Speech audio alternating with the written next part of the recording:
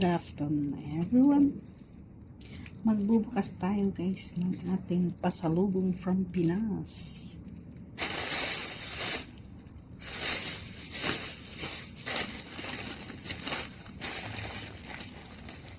Nagbakasyon ang kapitbahay namin. Natira siya sa Baguio guys. So, mayroon tayong creamy finger nuts.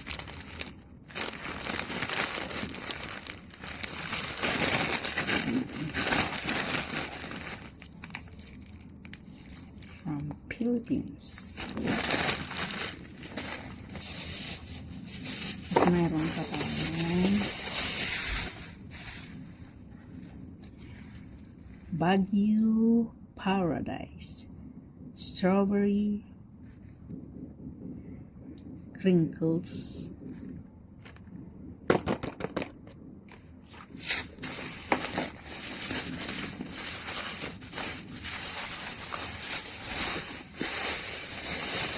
Buso kasi sa atin yung mga supot-supot ba. Tapos meron din tayong strawberry jam. Late niya na.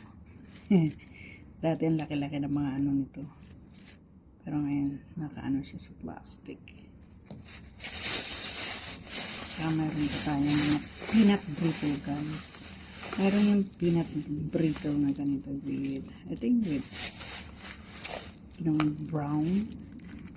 So may apat tayo peanut brittle. Maliliit.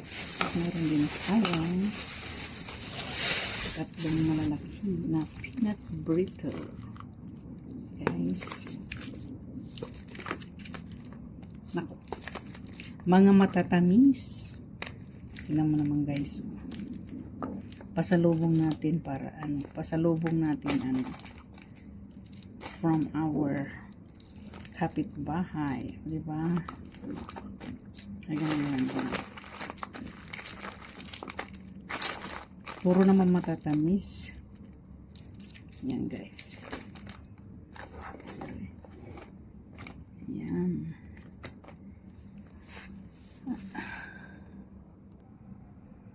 Ito yung pasalubong natin galing sa Pilipinas.